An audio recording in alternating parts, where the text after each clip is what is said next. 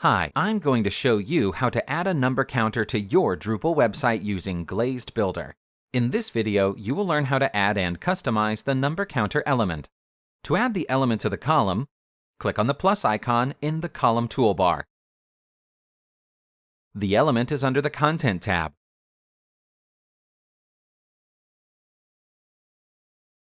Fill in the start and ending numbers in the Start and End field. Now you can optionally customize the element.